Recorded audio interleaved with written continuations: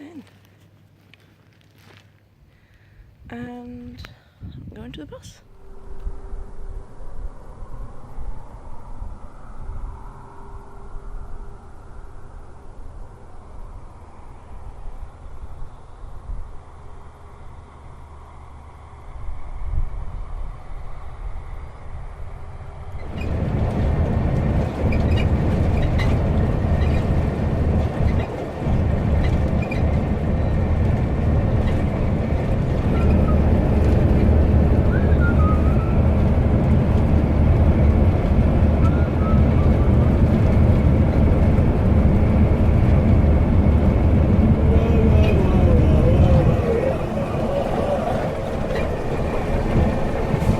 It was just announced that we arrived to Northern Territory.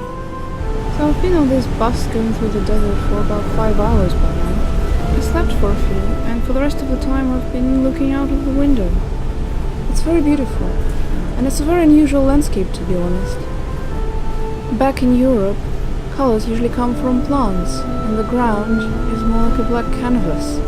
Here, plants are more or less colorless, and the ground is bright red, like rust. Short stopover at an emu farm. Look at them. Emu are the second largest bird after ostrich.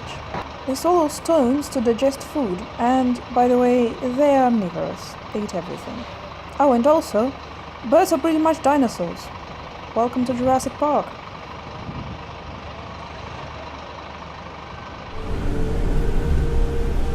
As a kid, I loved globes. But I always wanted a physical one, with these mountains sticking out, not the ones with countries.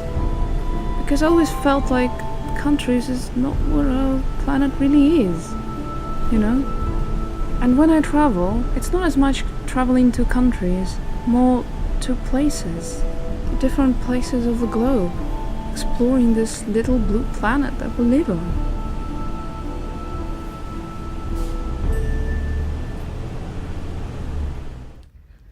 I'm in a hostel and I need to repack some stuff because I will go on a big trip, 3-day tour to Uluru tomorrow, 5:10 a.m. again, so I will need to repack today.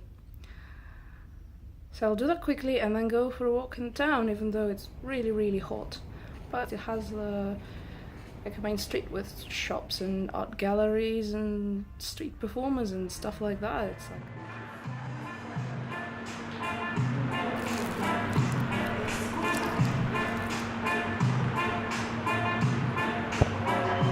Alice Springs happens to be the only big city around the center, and it's also the second largest city around Northern Territory, after Darwin.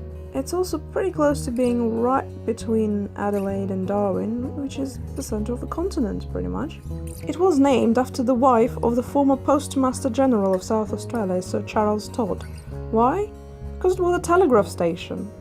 They built it near what they thought was a permanent waterhole in the River Todd. It wasn't. The River Todd is dry most of the time. Which doesn't stop people from holding boat races every spring, which is in September. Once, in 1993, it was cancelled because all of a sudden there was water in the river. It is the only boat race on a dry river in the world.